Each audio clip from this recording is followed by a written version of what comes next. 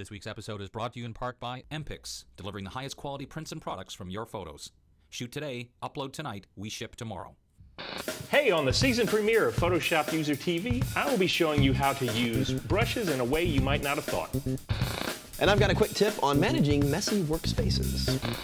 And I have a tip to be able to save radiance files for Photoshop doing HDR. And it all starts now.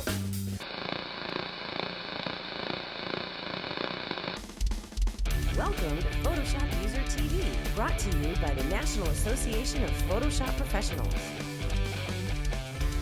And now, here are your hosts, the Photoshop guys. Well, hi everyone, welcome to a brand new season of PhotoshopUserTV. I am Corey Barker, and with me is Mr. B. Collins. How's it going? And of course, over in the Weather Center is RC. Hey everybody, how are you? Yes, so we're glad you're joining us for a very tactical episode today because we are sponsored, first of all, we're sponsored by the National Association of Photoshop Professionals, the fine folks who bring you all the joy in this little piece of magic. But the reason it's a tactical episode, perhaps RC can explain why it's a tactical episode today. Oh God, yeah, it's just a Modern Warfare 3. It's been a very, very long night. Actually today, this very filming we're doing today, Modern Warfare 3 came out, so we're all gonna leave the studio right when we're done here and go play online for at least 7 hours. Although I gotta tell you, I saw some graphics on the cover of that Yes. that I thought were really, really cool. I'm digging it. I already see a Down and Dirty in my future. I have a feeling Corey's going to be working on some of those. Yeah. Already He'll the be doing wheels. some graphics. The wheels are turning indeed. All right, so let's dive right in. So we're going to kick things off with this new season with RC. RC's Hey. over at the Reno Center. We're going to check out. Yeah, I had a quick tutorial to be able to talk about radiance files. And a lot of the times when you're working with an HDR image, you'll notice that there's a lot of time that you spend processing a file, right? And the best way to be able to explain it is just to kind of show it to you. Right, I'll go into Photoshop CS5, and what happens is when you're working with HDR, you stack all of these files together to be able to create this super file. And that file is the file that you're going to do tone mapping to.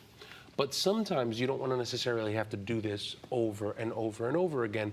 And I don't know about you guys, but I'll change my mind about how I tone map something constantly. So I'm always going back and revisiting things.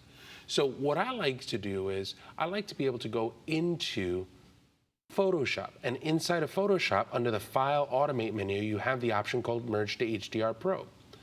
This will allow me to be able to take a series of files that I have, like for example, I have these files that I shot in Yosemite, and I can go ahead and I can select them and then automatically align the source images. By doing this inside of Photoshop, I take advantage of two things that I think that Photoshop does very, very well. One, it does alignment very, very well. So anytime that you shoot with a tripod and it moves around and it does kind of a shift, those kinds of things are going to cause a problem in HDR. The other thing that I think that it does very, very well is ghosting. It has a very cool de-ghosting algorithm that's in it. So rather than just worrying about doing it inside of, like, say, Photomatix or HDRFX Pro, what I'll do is I'll go ahead and I'll actually take care of all of this stuff right here. So take a look at what's happening here, right? Updating cache, it's doing all of this processing. While it does that, let me show you what these images actually look like. So I'll go ahead and I'll just shift click. Let's see, I'll open these. And I want to be able to open this in preview. Now, this is finally done and it's ready for us to be able to work with. It's important to be able to note that we've cut some of this time between the time that we started and the time we finished. You guys don't want to sit here and watch a couple minutes of this. So if you have 9 files, this can take a while and you don't necessarily want to have to do this over and over and over again. So this is the actual file right now. So you'll notice that those are all of my frames. And if I want to be able to remove ghosts, I can remove ghosts by just clicking on the checkbox here in the upper right-hand corner. By doing that, it'll automatically register stuff and align stuff pretty good. Now, the file that I'm looking at right now is a 32-bit file. What I would want to do is, instead of doing any kind of tone mapping and switching this to 16-bit, I'll take this one file and I'll save this file as a 32-bit file. And this is almost kind of like the raw file for an HDR file. So you could keep that on your computer, and that at any point in time, you could always go back and reprocess based on just that file. So the file set up here, all you have to do is just go to File, Save As, and inside of here, go to my desktop, select the drop-down, select Radiance. The Radiance is the file that you're looking for. And I'll go ahead and I'll click on Save. Now, the next time that I need to be able to process this, I don't have to do anything. I could just grab this file. Let's say, for example, I want to process it in Photomatix. I can leave Photomatix open and just drag that Radiance file into it. And in no time flat, you have all of this stuff merged and you're ready to be able to go into tone mapping. So for something that you're going to be doing over and over and over again, I always tell people, just save all your stuff as Radiance files. It makes it a lot easier to be able to work with. Well, especially, would that be true if, like, later on, the new presets or new things that come along that you might want to play with, but you don't want to have to go through all the steps of working through it again? Absolutely. I mean, if it's good enough for you to be able to work into an HDR file, it's good enough for you to be able to keep a source file that you can do stuff with. That's cool. Great.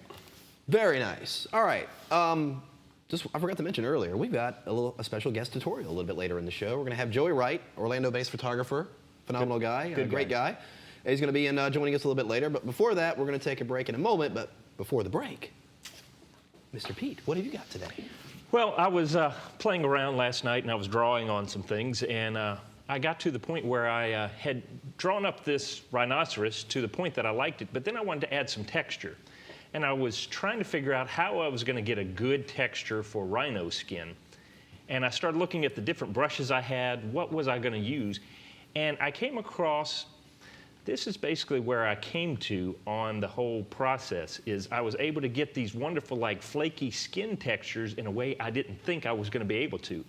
And the whole tip is that I went in and found in one of my brushes, the cloud brush, that I could then flip upside down and add a layer style to it, and it creates a great texture that I wouldn't think I would normally use with a cloud brush. Oftentimes, if you take a brush and you start playing with it, you'll get something new that you can use.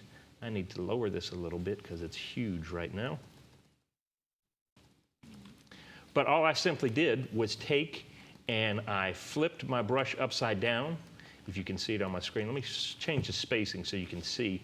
Where before the brush was facing this way, I now just flip it upside down, so it's going to go more along the lines of the top of the rhino, because I'm thinking about a rhino likes to mess in the mud a lot like a elephant or something like that, so I'm thinking he's got scaly stuff coming off of him. He's just hanging out on the Serengeti. That is the right place, Serengeti.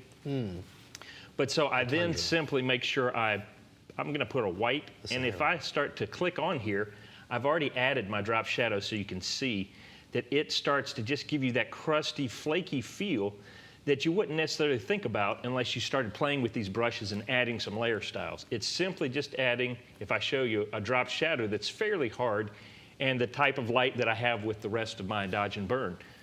So my tip really is play with your brushes and figure out ways that you can use them differently than you would think normally.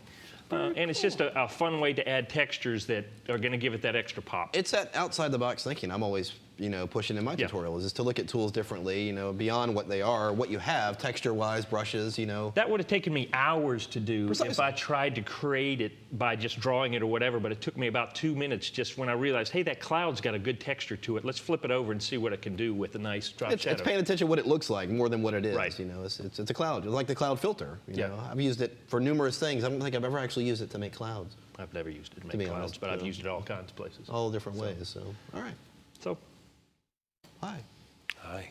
You were leaning over. I thought you were going to say something. Oh, no. I think that's a really, really good. I just think that's a good point. A lot of the times people don't get it, that you can just kind of play with this stuff. The best way for you to be able to get good at using Photoshop is to experiment. Exactly, and it's just the way you combine it with a layer style adds a dimension to it that nobody else would have probably thought. It's just like, oh, the brush looks good, but if I add this element to it. Collins, well, the thing is, we get caught into doing things the same way we've done them, and the whole thing is Photoshop is so powerful and it's exponential. This little thing will add to this and make it do twice of what you thought it could do. We get stuck in just using the same round brushes and drawing and doing the same thing. If we will start to play and have fun, we'll really be able to do some neat things. Once you see how far you can really go. All right, well, while you ponder that, we're going to take a quick break. We're going to come right back. I've got a quick little tip while my voice holds out. And we're going to have a little guest tutorial from Joey Wright as well. So we'll see you in just a moment.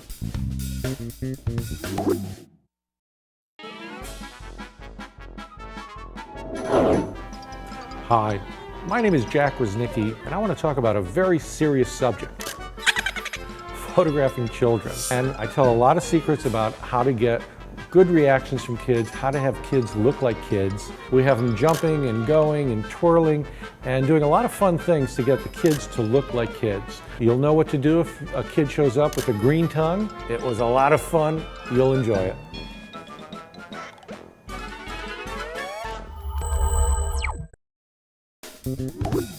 Well, hi everyone, welcome back. We are continuing on with our season premiere. I just like saying season premiere, and it's kind of weird. It feels good. Yeah, it feels good. We're back. All right. I've got a quick tip before we get to Joey Wright. Really quick thing with workspaces. Actually, last season, second or last show I think I did, I talked about how you could turn on and on the application frame in the Mac OS with a simple action and a keyboard shortcut. Well, somebody had asked me about another aspect of that. And something I always run into, and I think a lot of people do too, is when I'm working in Photoshop for a considerable amount of time, I tend to take panels and move them around. I'll drag them and undock them, and you end up with just a clutter of mess of panels. So yeah, you could go back and re-drag them back into their respective panels if you'd like, but you can also go into the window menu and go to Workspace and choose Reset Workspace. Whatever current workspace you're working on, whether it's one of the preset ones or a default one or one you've developed on your own, which I have here, you could just choose Reset Workspace and it puts everything back. But who really has the time to go into that menu and choose that item? Yeah, because that took a good 2 seconds. That took forever. But honestly, if you're on a dual monitor system like I am in my office, you can have these things scattered all over the place. So here's a quick and easy tip, just kind of going along the lines of what I did last time. If I just open up the Actions panel, and we'll just make a new panel, just create a new, and we'll call it Workspace Reset. And I actually spelled it right. And I'm going to assign this to an F key. Let's go ahead and do it to the F3 key. I like that because it actually looks like a bunch of scattered panels on the F3 button. Nice. That's how I remember. At least on the Mac OS, that's how it is. All right. So I just hit record. Now, in the past, in fact, I'm going to go ahead and stop the recording for the moment.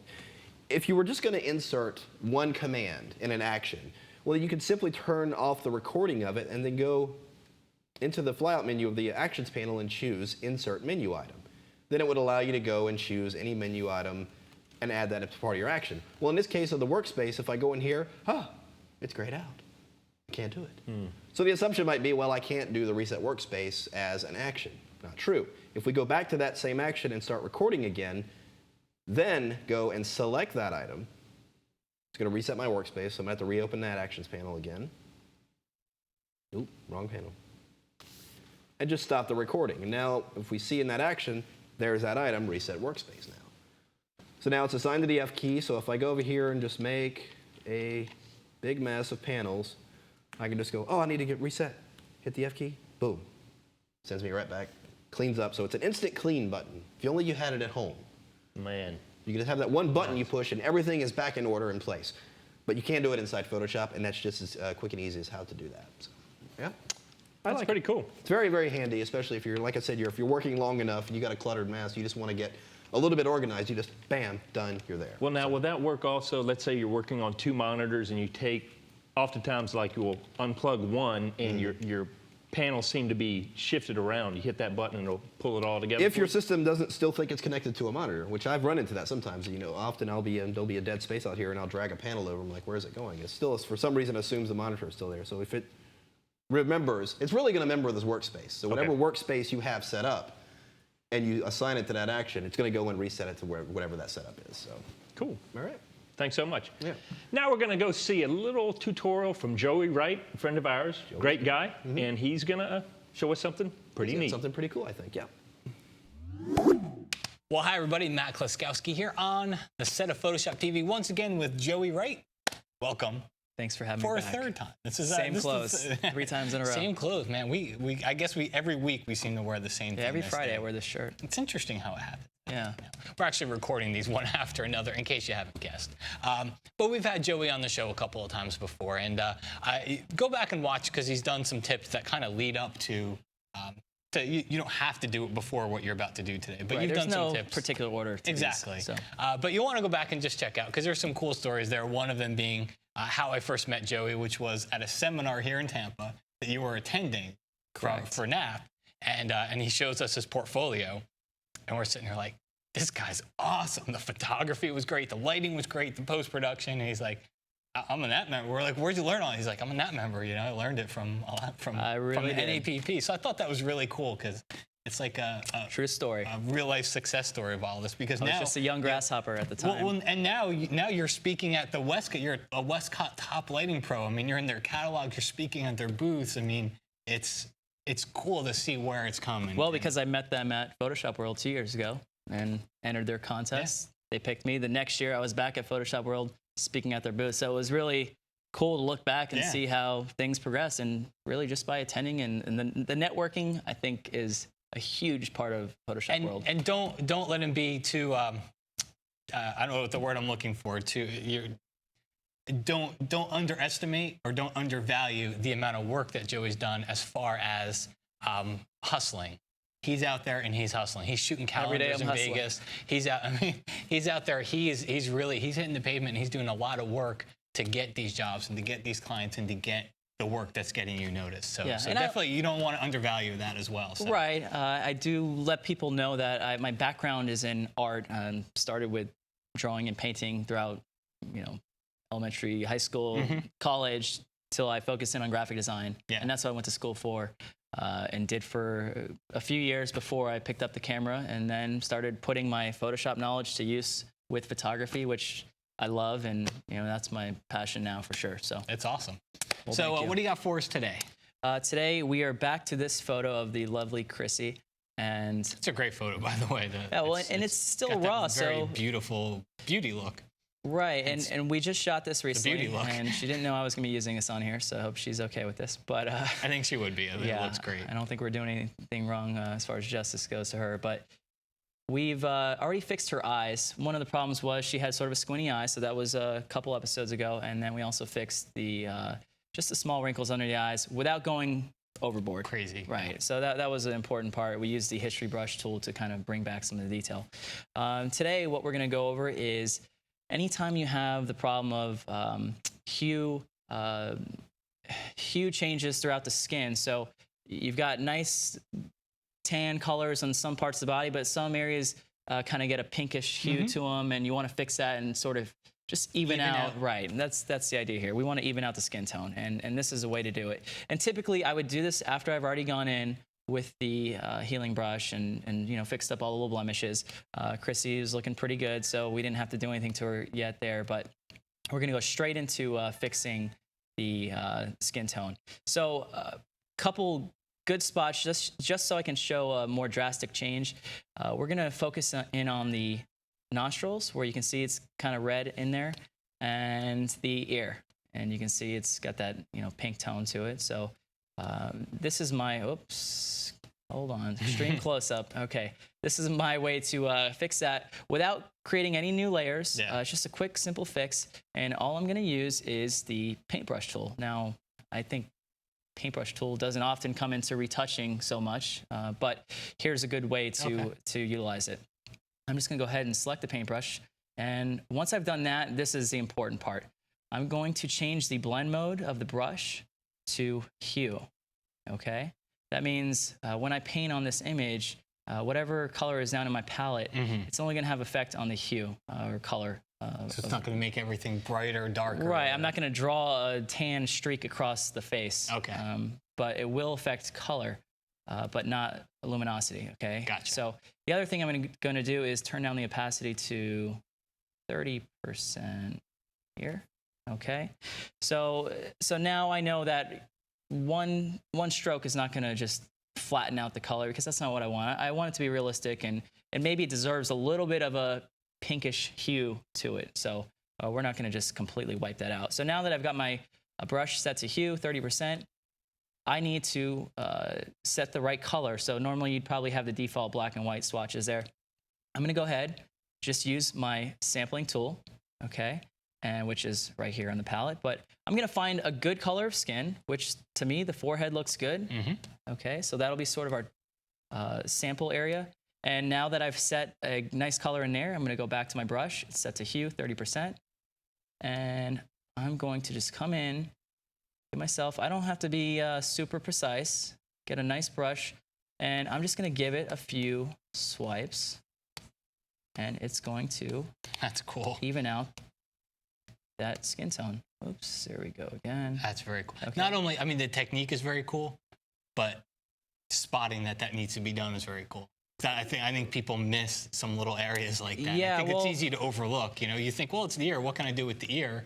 But that's a perfect example of right. of I've what you had would other do. methods of fixing skin tones with using adjustment layers, but I think at a certain point I started getting so many photos that were getting stacked up on my plate that I had to retouch. I needed to seek out quick fixes for them. And honestly, I can tell you that this 5-second fix does not look any better or worse than the one that used to take me, you know, several minutes and involve several layers. So Scott Kelby wrote a retouching book for photographers, Right. and that was a big theme in his book. Is this is retouching for photographers? yes, But you're not getting paid for retouching. right. You're getting paid to be out there shooting. Right. You can't spend an hour per image. You've got to Exactly. spend 3 minutes per image, and you've got to get through a lot of them That's really right. fast. And that's why these techniques are perfect. That's right. Well, and then here we'll go ahead and just show again in the nostril area. We'll just give it a couple swipes. I mean, one swipe already, I'm Yeah. happy with it. But just to kind of show you, we can hit it twice. And since we're at 30%, well, by 3 swipes, we'll be at about 90%, right? And you know, we'll have completely gotten rid of all the pink. But I think that's a nice natural fix. So I'm just going to quickly show the before on that. And I'll do so by just adding a new layer and filling it in with the original history state. So I'll go up to fill, history, hit OK. And this actually brought us back to the original from 3 episodes before. ago where we fixed the eyes, as you can see. Oh, but look at the ear, yeah. And look at the ear. And You let's could try to see- go in a you could little see- close, but here I'm going to show you They the can't see original. me pointing the ear on the computer, but you can see right over there, right there. Right. So you could see the color change there. As I was doing it, it's very hard to tell that it's actually really having But it much is. of an impact. But it is a small, subtle effect, but it's an important one, and they all add up. So Great. I'm big into the small details. And a quick thing to point out is if you'd like to save that tool as a preset, you can simply do that. That's a good one too, because you don't want to have to always go back and change it to hue and 30%. No, that just gets a little old after a while. You might just skip it because of that. Yeah. That's how lazy we've gotten. But here we can save this preset by, once we've got it set to hue 30%, I'm just going to go into this little preset area, click on the new preset, and name it whatever you want. Call it the ear. Well, since it's for any part of I know. skin, right? Yeah, I do like to name them. Let's see, I call it the hue correction brush. Oh, so cool. you can use that. Thanks, Yeah, man. absolutely. Just kidding. Hey, But thank you very much for that tip, plus all the other ones that you've come by to do here. Real quick, so besides anybody that might be at Photoshop World and see you at the Westcott booth, or where can people find out more about you? my website is www.joeywrightphotography.com, and that's right with a W. And all my work is on there. I have a blog, Twitter, so Facebook, the whole. Twitter, Facebook, all the links are right there. So it's pretty much my. You got to go base visit station. his website. You got to go see his work. And when you look at his work, you'll see what I mentioned before, I think, which is awesome photography, posing, all the skills of photography, all of the skills of lighting, and then all the post-production skills. And what's really cool, I think, is that you're a designer. You kind of started out as a designer. Right, absolutely. And you'll see from the layouts and everything that you do in the work, you can see the attention to detail in the design. And I think that kind of brings everything all around. Well, I hope it does. So Anyway, thanks again for coming by the studio. We appreciate thanks it. for having me again. Take care, everybody. Appreciate it.